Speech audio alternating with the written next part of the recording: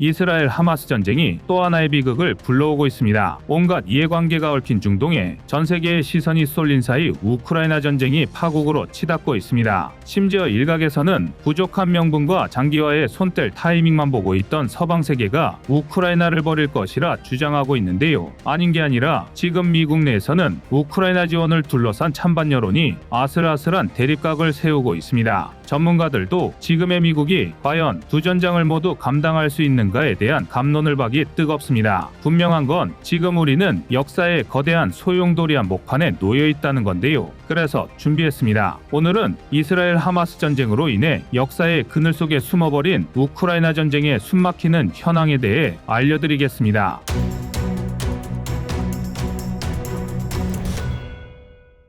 이스라엘 하마스 전쟁 발발 직후 우크라이나의 대응은 지극히 이성적이고 합리적이었습니다. 젤렌스키 대통령은 즉시 하마스 비난 성명을 발표했는데요. 그는 생명을 소중히 여기는 사람이라면 이러한 테러 행위에 맞서 단결해야 한다며 이스라엘은 테러로부터 전적으로 자신을 방어할 권리를 보유하고 있다고 말하며 이스라엘을 위한 연대를 호소했습니다. 얼핏 상식적으로는 이해하기 어려운 행동입니다. 이스라엘 하마스 전쟁이 분명 비극인 것은 맞지만 자기 집이 불타고 있는 건 우크라이나도 마찬가지인데요. 하지만 전략적으로 보면 젤렌스키의 행동은 매우 냉철한 판단입니다. 우크라이나는 전쟁 초기부터 자국 군대의 전쟁 범죄를 굉장히 경계해 왔습니다. 물론 모든 전쟁 범죄를 막을 수는 없었지만 그래도 가능한 최대의 노력을 기울였는데요. 심지어 러시아 본토에 드론 공격을 가할 때도 민간인 피해를 최대한 억제해 왔습니다. 이 덕에 러시아는 국제적인 여론전에서 패배할 수밖에 없었는데요. 전쟁 구도상 우크라이나가 일방적인 피해자라는 이유가 가장 큰 몫을 하긴 했지만 우크라이나군의 도덕적인 모습이 양비론을 말미암은 여론 공격을 사전에 방지할 수 있었습니다. 우크라이나가 보유한 무기가 사실상 국제 여론뿐이었다는 걸 감안하면 이를 매우 전략적으로 활용한 것입니다. 그런데 이스라엘 하마스 전쟁에 전 세계의 이목이 쏠린 상황에서 우크라이나 지원에 대한 얘기만 꺼냈다면 이에 따른 국제적 비난에 직면해야 했을 것입니다. 더군다나 우크라이나 전쟁이 장기화, 소모전이 되어가면서 서방 세계의 지원도 시들해지고 있는데요. 젤렌스키와 우크라이나의 대응은 최선의 선택이었습니다. 그러나 문제는 최선이 항상 최고의 결과만을 낳는 건 아니라는 것입니다. 이스라엘과 우크라이나 양쪽의 상태를 모두 예의주시하고 있는 전문가들은 중동의 비극으로 러시아가 반사이익을 볼 확률이 높다고 경고하고 있습니다. 실제로 미국의 우크라이나 지원 반대 여론은 날이 갈수록 거세지고 있습니다. 2023년 10월 이전까지만 하더라도 미국은 우크라이나 지원에 대한 보편적인 가치가 주류였습니다. 반대 여론이 아주 없었던 건 아니지만 미국이니까 우크라이나와 끝까지 함께 가야 한다는 일종의 의무감이 있었습니다. 명분이 어찌되었든 세계의 경찰을 자처하는 미국이기 때문이었는데요. 그러나 이제는 상황이 이상하게 돌아가고 있습니다. 대다수의 미 국회의원들이 우크라이나 지원 예산안을 통과시키기 어려운 분위기가 되고 있다고 토로했습니다. 특히 공화당은 우크라이나 지원에 굉장히 소극적입니다. 우크라이나에 대한 지원을 줄이고 미국 국경안보 강화에 투자하자고 주장하고 있죠. 뿐만 아니라 민주당이 요청한 우크라이나 지원 예산이 공화당의 반대로 내년도 임시예산안에서 제외되기도 했습니다. 국론이 완벽하게 분열돼 대립하고 있는 꼴인데요. 심지어 이를 계기로 미국 의회가 셧다운을 일으킬 정도로 심각합니다. 게다가 양측이 세계 평화와 질서, 적국인 러시아 견제, 자국의 안보이익, 미국 국경 강화라는 마땅한 대의 명분을 두고 싸우고 있어 상당한 진통이 예상됩니다. 조 바이든 미국 대통령은 무슨 일이 있어도 미국이 우크라이나 지원을 중단하는 건 용납할 수 없다며 정치적 게임은 그만두고 이제 일을 시작해야 한다고 강조했습니다. 그러나 때마침 조 바이든 대통령이 레임덕에 놓여 있음을 감안하면 우크라이나 지원 논란은 한동안 가라앉지 않을 텐데요. 여기서 한 가지 흥미로운 건 우크라이나 전쟁과 이스라엘 하마스 전쟁을 대하는 미국의 태도가 정반대라는 것입니다. 우크라이나 전쟁 지원에 회의적이었던 공화당은 반대로 이스라엘 지원은 적극적입니다. 하지만 민주당 내 일각에서는 이스라엘에 대한 무기 지원 등에는 반대하는 목소리가 작지 않습니다. 오히려 이스라엘 하마스의 휴전을 촉구하는 등 미국의 무조건적인 친이스라엘 정책에 반발하고 있는데요. 이스라엘이 미국을 등에 업고 강대국으로 성장했지만 팔레스타인에 대한 공습 등으로 소위 말하는 대의를 상실한 탓이 큽니다. 게다가 베냐민 네타냐후 총리의 재집권 이후 이스라엘이 극우 노선을 걷고 있다는 게 걸림돌인데요. 결국 미국은 대의와 명분, 신뢰와 감정 사이에 끼어 이도저도 못하는 꼴입니다. 문제는 이 피해가 고스란히 우크라이나로 돌아가고 있다는 것입니다. 물론 미국을 포함한 서방이 하루아침에 지원을 끊어버리는 게 아닌 이상 전황이 급변할 리는 없습니다. 더군다나 가을 라스푸티차가 시작되면서 전선은 다시 한번 고착 상태에 접어들었는데요. 대표적인 게 바로 동부 도네츠크주의 아우디이우카입니다. 바흐무트에서 남쪽으로 60km, 도네츠크시에서 북쪽으로 13km 지점에 위치한 아우디이우카는 전략적으로 매우 가치가 높은 곳입니다. 우크라이나군 입장에서는 포병을 활용해 도네츠크시를 직접 공격할 수 있고, 반면 러시아군 입장에서는 서쪽으로 진출하기 위한 교두보나 마찬가지입니다. 양측은 지난 4월부터 아우디이우카를 두고 치열한 공방전을 펼쳐왔습니다. 오죽하면 일각에서는 아우디이우카를 제2의 바흐무트라고 지칭할 정도인데요. 특히 10월을 기점으로 러시아군은 철도 노선을 따라 아우디이우카 남쪽 외곽을 중심으로 매우 강렬한 공세를 개시했습니다. 전쟁이 겨울을 넘기는 걸 염두에 두고 그 전에 최대한 많은 전략적 요충지를 확보하기 위함으로 보이는데요. 게다가 도네츠크시 방면으로 돌출된 아우디이우카의 특성상 크라스노오리우카와 보디아네 방면에서 협공하기도 좋았습니다. 속된 말로 쌈 싸먹기 좋은 전선이 바로 아우디이우카였던 것입니다. 그리고 실제로 지난 3주간 러시아군은 약간의 이득을 보기도 했는데요. 하지만 다행히 여기서 끝이었습니다. 오랜 전투를 치른 데다 바흐무트보다 규모가 작은 아우디이우카는 돈바스 전쟁에도 노출되어 있었고, 지난 8년간 철저한 방어진지 구축으로 완전한 요새화가 되었습니다. 아닌 게 아니라 지난 10월 14일 러시아군이 대규모 포위 공격을 가했지만 정작 아우디이우카를 방어하는 우크라이나군의 손실은 장비 9대가 전부였는데요. 반면 러시아군은 30여 대의 장비를 잃고 북쪽 베르디치마을을 점령하는 데 그쳤을 뿐입니다. 정말 약간의 진격에는 성공했지만 이해득 실을 따져보면 절대 성공한 작전이라고 할 수는 없습니다. 이후에도 러시아군은 매일같이 공격을 퍼부었지만 55대의 전차를 포함해 최소 175대의 차량을 손실했고 별다른 전과 없이 격퇴당했는데요.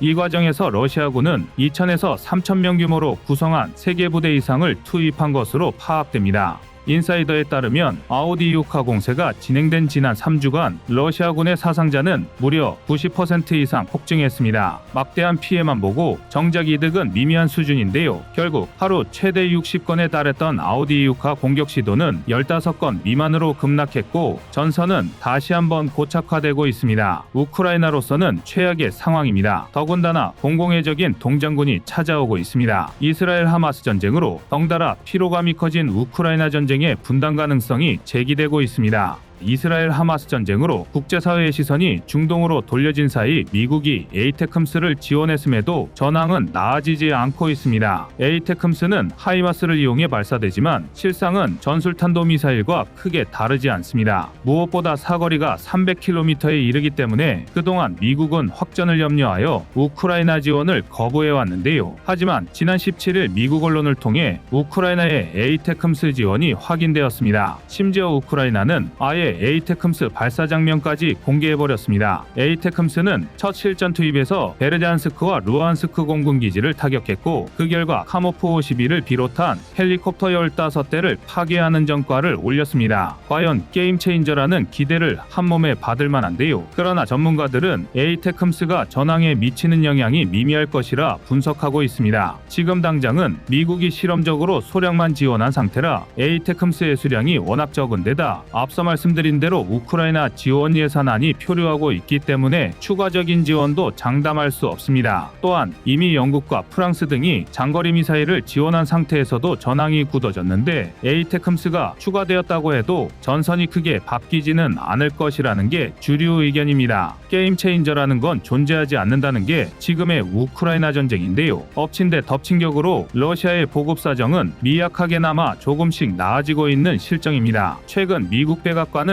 북한이 러시아에 컨테이너 1000개 분량의 무기를 보냈다는 증거로 3장의 위성 사진을 공개했습니다. 대략 포탄 30에서 35만 발 분량인데요. 얼마 전 저희 꺼리튜브에서도 북한과 러시아의 정상회담 관련 내용을 전달드리며 북한이 러시아의 군사기술을 이전받는 대신 비축해두었던 포탄 등의 물자를 넘길 것이라고 말씀드렸는데요. 그것이 사실로 밝혀진 것입니다. 실제로 해당 거래가 포착된 이후 우크라이나의 모든 전선에서 러시아군의 포격이 더욱 활발해졌습니다. 대략 하루에 2에서 3만 발의 포탄을 발사하고 있는데요. 독일 GDF의 추적에 따르면 이는 대부분 북한산 탄약인 것으로 파악됩니다. 비록 북한산 탄약이 싸구려 저품질이라 하더라도 워낙 규모가 상당하다 보니 크게 문제되고 있지는 않은데요. 어차피 러시아 포병의 수준이 처참하다는 건 익히 알려진 사실이고 정밀 포격보다는 광범위한 지역을 쑥대밭으로 만드는 걸 목표로 하고 있다 보니 양이 지리되고 있습니다. 지난 2022년 혹독한 겨울 속에서 장작을 때우며 버텨냈던 우크라이나지만 또다시 사회 기반 시설과 에너지 인프라 등이 공격당한다면 부수적인 민간인 피해가 상상을 초월할 것입니다. 오죽하면 일부 전문가들 사이에서 우크라이나 분단 가능성이 제기되고 있는 지경입니다. 사실상 대공세가 실패로 돌아가면서 러시아가 1000km에 이르러 구축해놓은 방어선을 돌파하는 게 쉽지 않다는 걸 깨달았고 우크라이나의 지원국들은 밑빠진 독에 물 붓는데 지쳐가고 있습니다. 또 하필이면 미국에도 벨기에, 핀란드, 독일, 루마니아, 영국 등이 모두 선거가 예정되어 있습니다. 정치적으로 혼란할 수밖에 없는 시기입니다.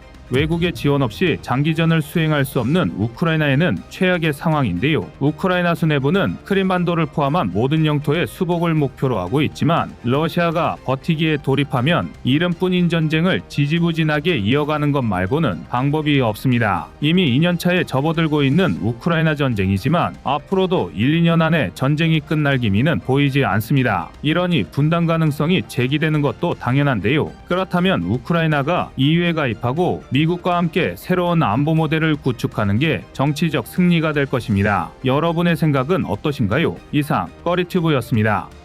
안녕하세요, 꺼리튜브입니다. 그동안 보내주신 사랑과 응원으로 1편 출간에 이어 이번에 꺼리튜브의 새로운 신작 세상에 밝혀지지 않은 현대무기 비하를 출간했습니다. 내용이 어려워 쉽게 다가서지 못했던 군사무기 이야기를 남녀노소 누구나 편하게 이해할 수 있도록 모아봤는데요. 그 누구도 알 수 없던 현대무기 비하의 숨겨진 이야기를 이제 온라인 서점이나 가까운 서점에서 만나볼 수 있습니다. 또 전문적인 군사무기 이야기를 알고 싶다면 꺼리튜브 1편인 대한민국 육해공 군사무기도 준비되어 있습니다.